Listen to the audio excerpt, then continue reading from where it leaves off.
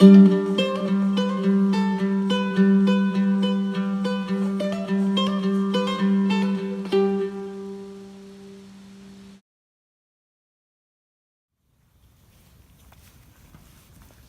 the devil left him, and behold, angels came and ministered to him. Matthew 4. When the unclean spirit has gone out of man, he passes through waterless places seeking rest. And finding none, he says, I will return to my house from whence I came. When he comes, he finds it swept and put in order. Then he goes and brings 7 other spirits more evil than himself, and they enter and dwell there. And the last state of that man becomes worse than the first. Luke 11. And from John 5. I have come in my Father's name, and you do not receive me. If another comes in his own name, him you will receive. So welcome back as we discuss letter 7 from Valentin Tomberg's Meditations on the Tarot, the letter on the Chariot.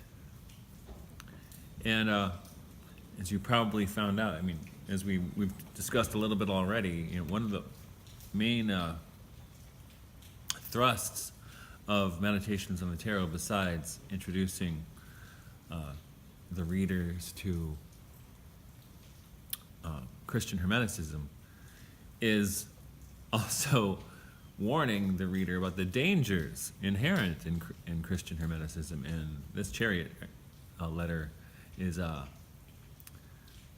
probably the strongest warning we'll find. Because as he says in the beginning, the Chariot represents the 4th temptation, which is the temptation to act in one's own name, right?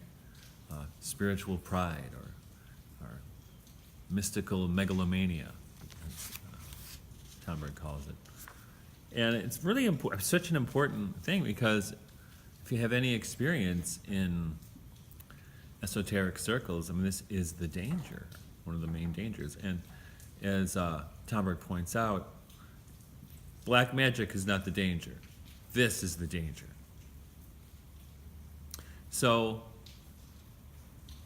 he embarks on his discussion with looking at Jesus and his 3 temptations, and the renunciation that comes with those temptations. Because if it's a temptation, it's got to be something you want or something you desire.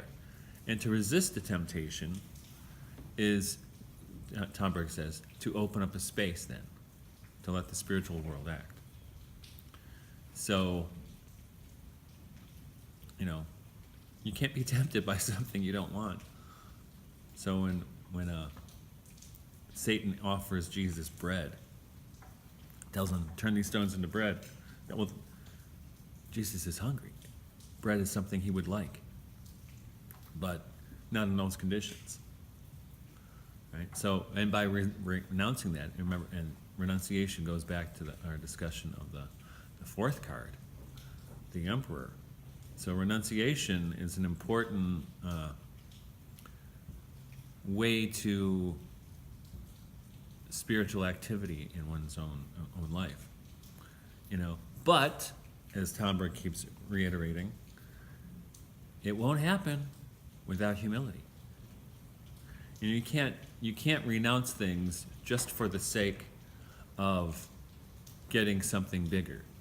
And actually, that there is an occult tradition that does that, sex magic, with the Thelemites, the followers of Aleister Crowley.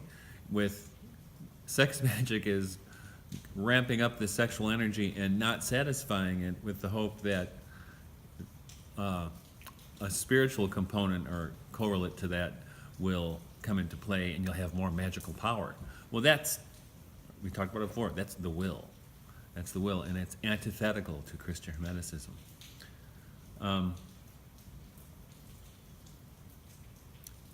And what does Tomberg say? Here's what he says. To say that one has to renounce what one desires amounts to saying that one has to practice the 3 sacred vows: obedience, poverty, and chastity.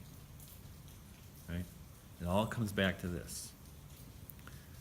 Now, so, and also Tomberg points out how in Matthew's gospel of the temptation, it says, then the devil left him.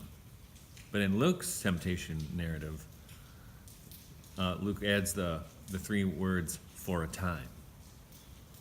And this is actually, to digress a little, this is actually the premise upon which Nikos Kazantzakis' novel, The Last Temptation of Christ, hangs.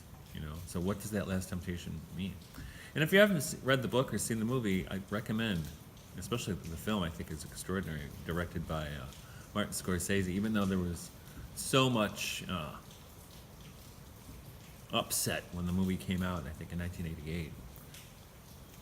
But the premise of the novel is, what would be Jesus' fourth temptation?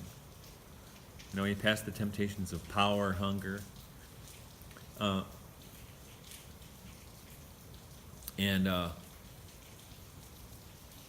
the aggrandizement of Satan. What's left? Well, the temptation in Kazantzakis' novel is that Jesus could be a normal man. He could have a wife and a family. And people are outraged by that, but that's the temptation. I mean, right? His temptation wasn't grandness, it was humility. Absolute humility, to be just like everybody else. Now, I'm not saying that's what really happened, or that Kazantzakis' novel is theologically or historically true. I don't think it is. But I think it is true if you look at the novel or the film. I always, when I use this in a religion and film class, I tell the students, I said, well, don't think about it as Jesus. Think about it, Jesus is you. Not Christ, but me and Christ. So what Jesus goes through in the film are really the trials we go through. We know we're in touch with God, so we're tempted to think, we have a special relationship with God, and we do. Yet we hide from it. We're afraid of it. And just like Jesus in the film and in the book, he also wants to reject it. He wants to just be normal. He doesn't want to be the Messiah. Yet I can't believe that he is the Messiah. And the same with us. I mean, we're not that we're the Messiah, but we are all, sons of the Most High, as Psalm 82 says. And that's kind of heady. It's hard to take all that on, right? And take it all on in an attitude of humility.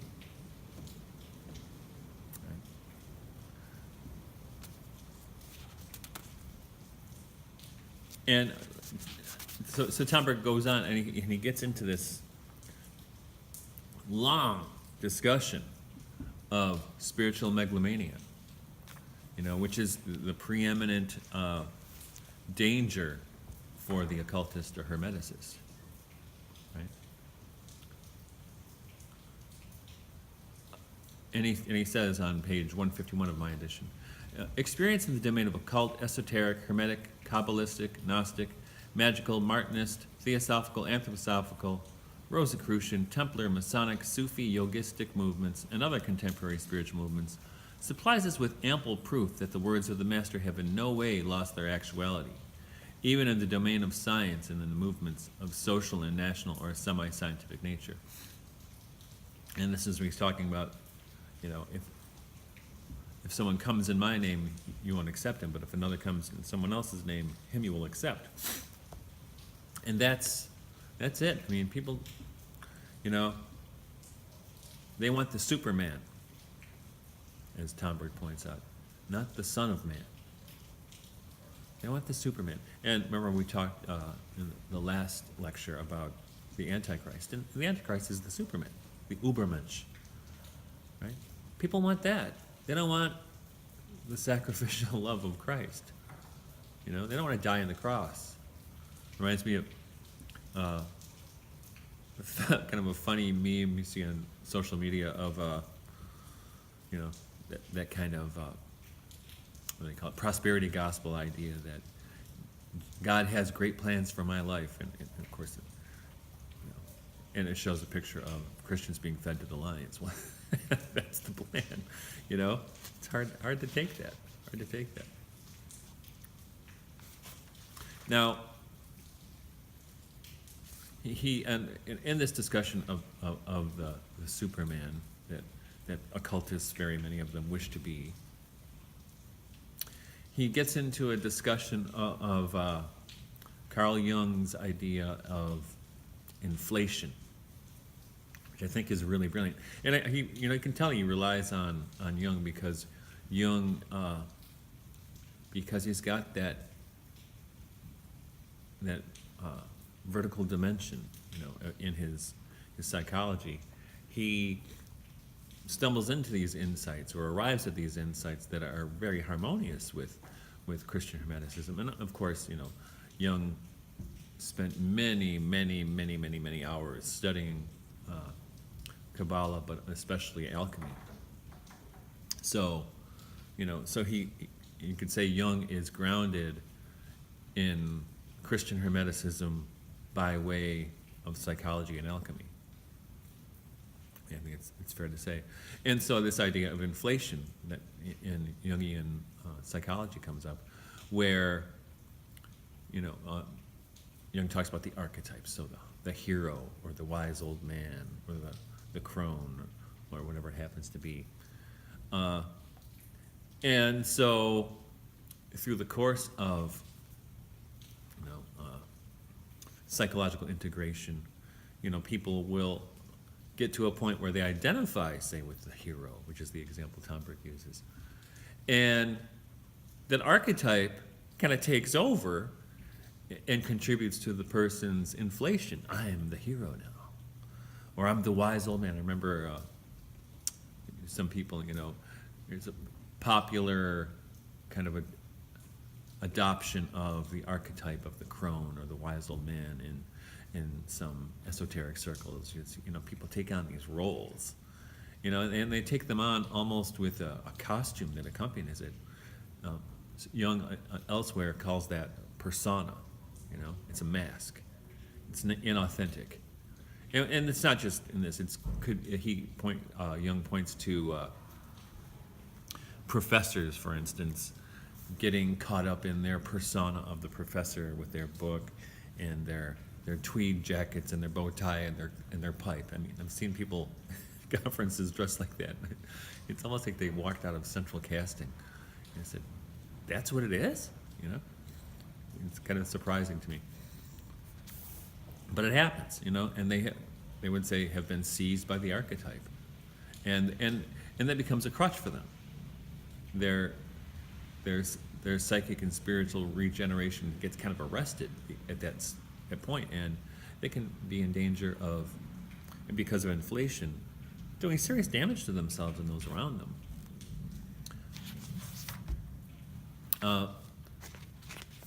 Tomberg goes on, and I should read this part to you. Hold on a second. There we go. This is from Jung in, which book is it? It's from Introduction to a Science of Mythology, with the one Jung wrote with Karl Karenyi.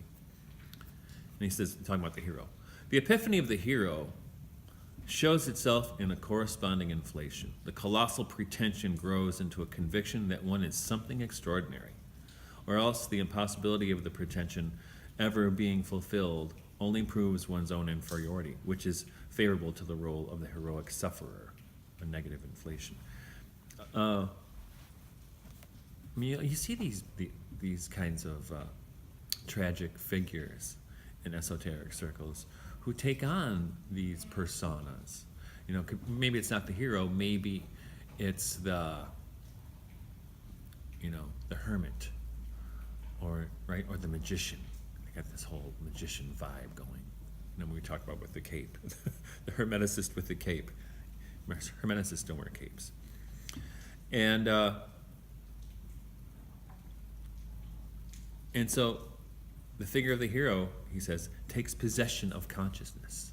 In those cases, the archetype takes possession of consciousness, and that is not healthy. Right? It's not healthy at all. And this is where inflation comes from.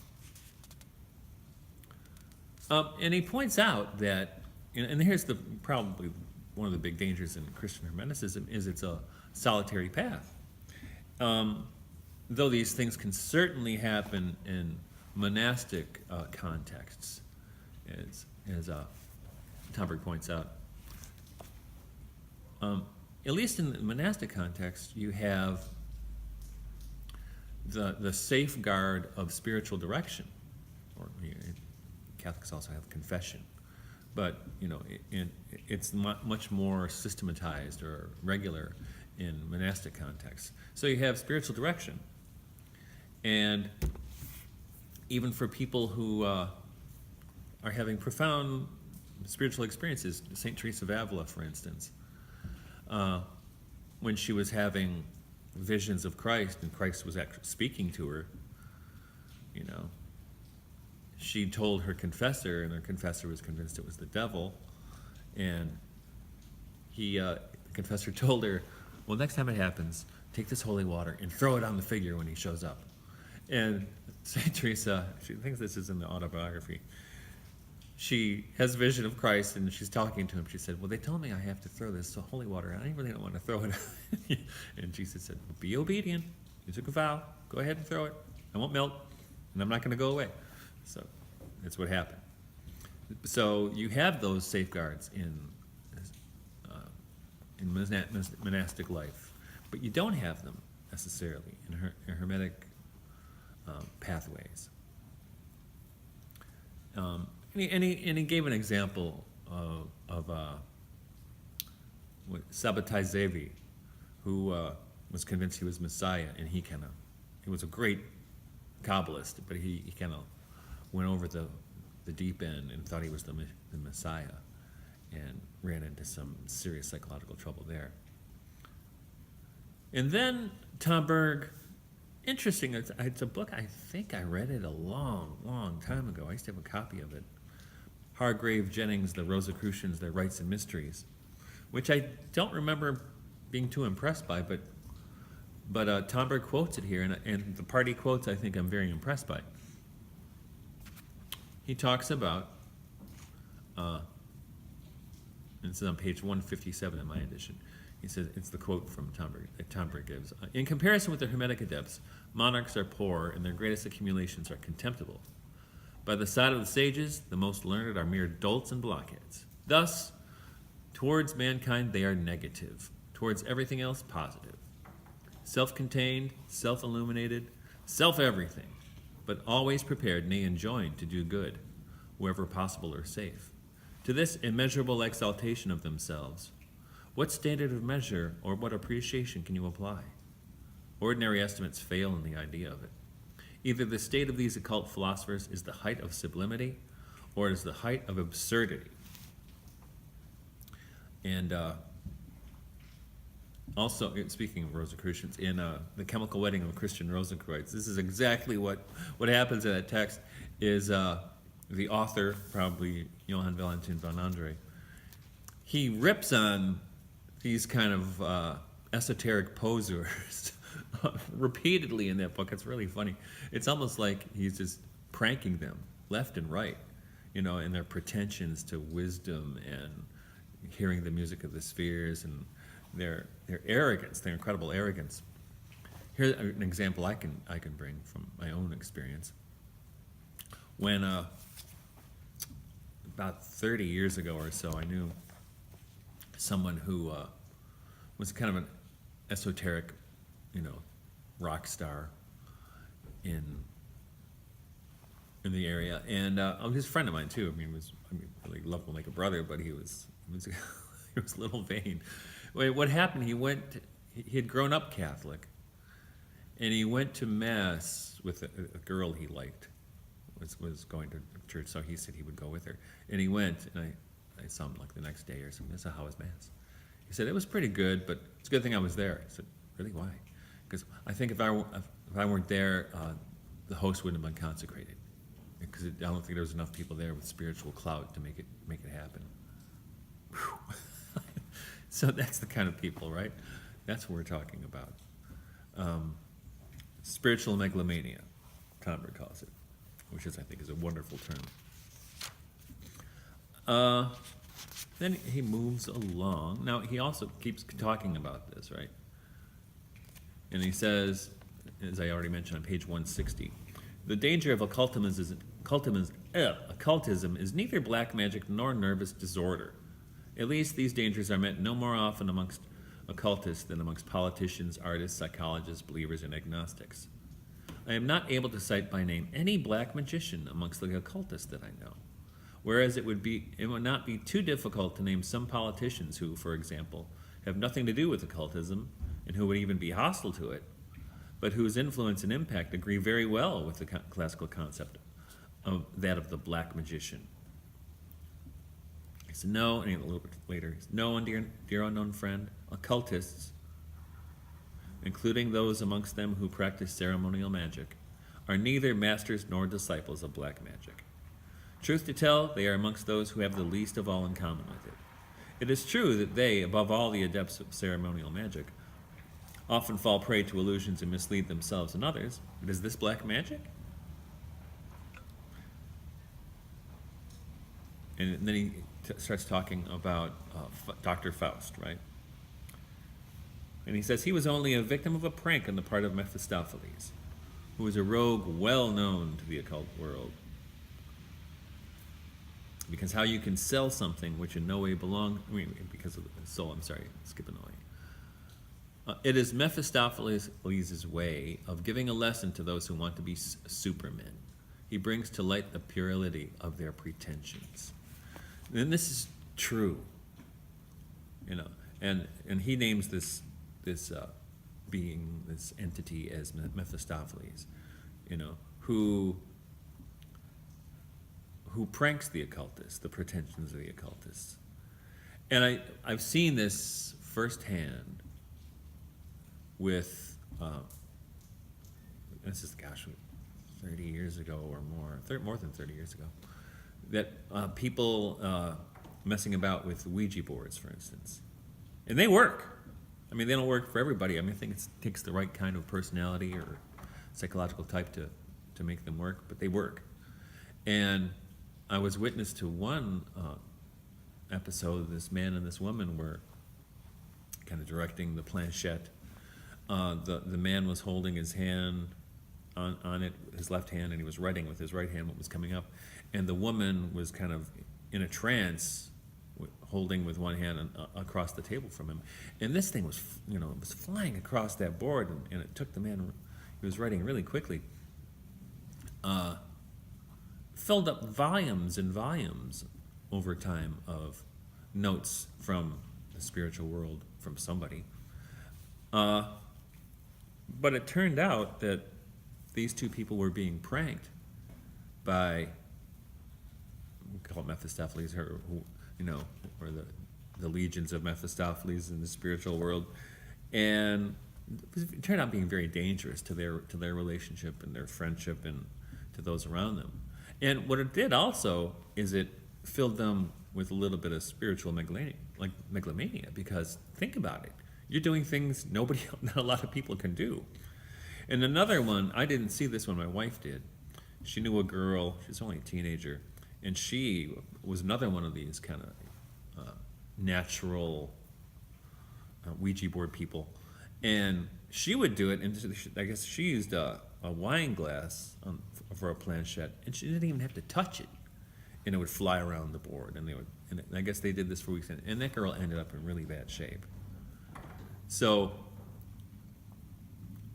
I think Tomberg may be soft-pedaling it a little bit, because I think it's more dangerous than you could let on, though Mephistopheles, if this is how he's identifying it, is probably more the kind of spirit who just wants to make you look, pompous. In fact, it reminds me, have you ever read the novel Foucault's Pendulum by Umberto Eco?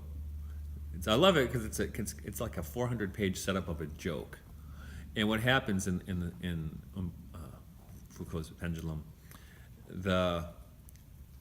these publishers decide they're going to invent this secret society that, with all these secrets, they're kind of throwing in the kitchen sink of occultism into this secret society they invent. But then all the people, all the occultists, I shouldn't say all, but a bunch of occultists, think, oh yeah, we must be initiates of this. And so they get all caught up. And so the one, Bembo, I think his name is, in the novel, he gets captured by these occultists who want him to divulge the secrets about this order that he invented. And they're going to hang him. And right before they execute him, I think they ask him for his last words. And he says, in a Piedmontese dialect, which I can't remember how it goes, but the English translation is, pull out the cork. Meaning, it's told earlier in the novel that pull out the cork means you got a cork up your behind, and why don't you let it out and let the hot air out?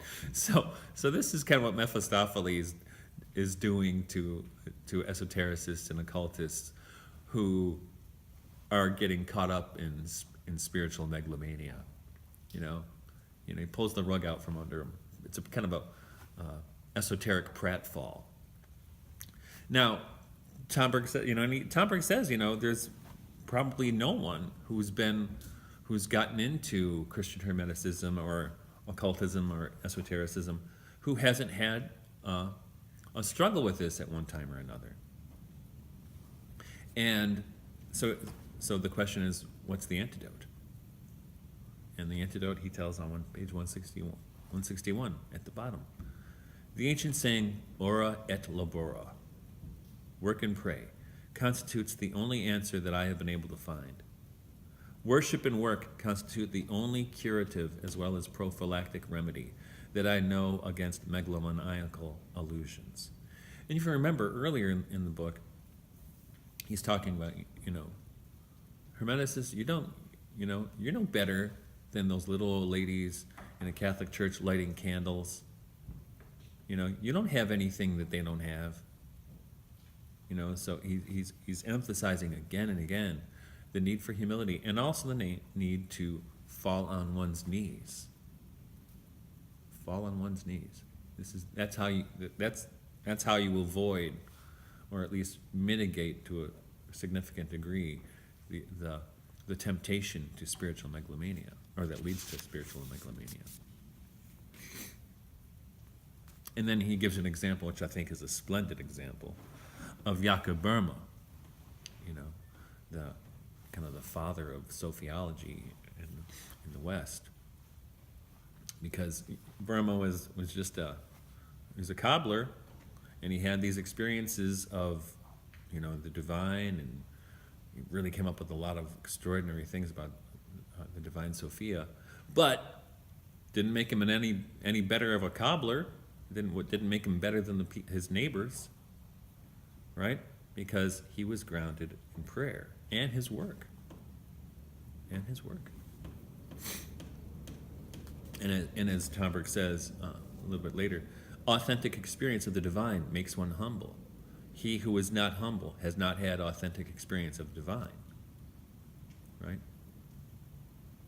And he adds that, maybe you don't remember your experience, but the humility, you may have had the experience of the divine prior to birth in the spiritual world or some other way, But humility is the key. Humility is the key.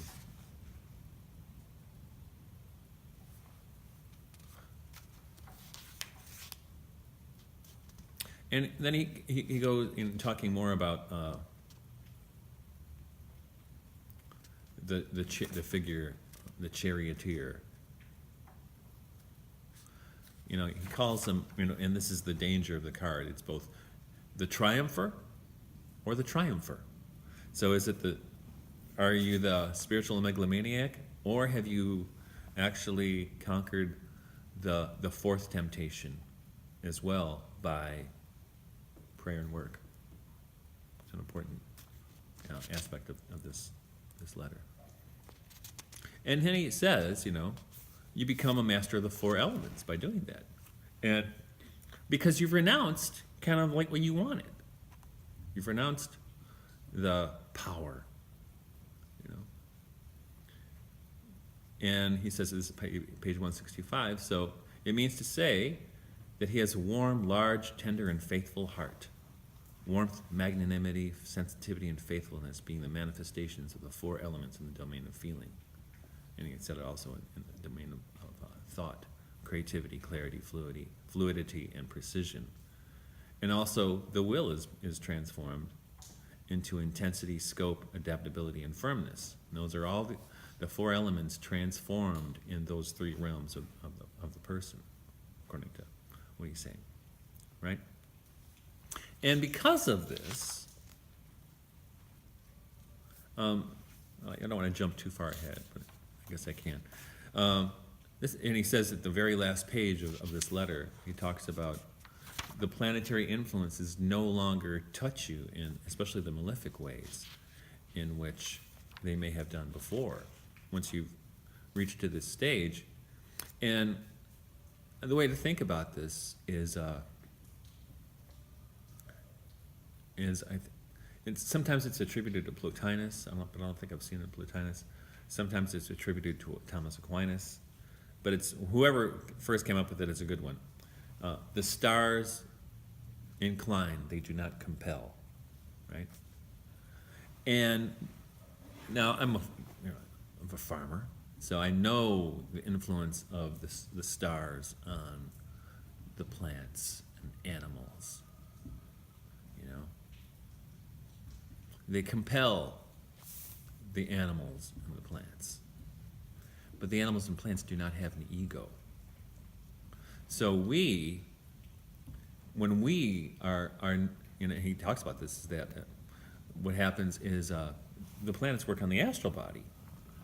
And so if your being is kind of grounded in the astral body, then heck yes, the planets will especially in malefic ways, will have an influence on your experience.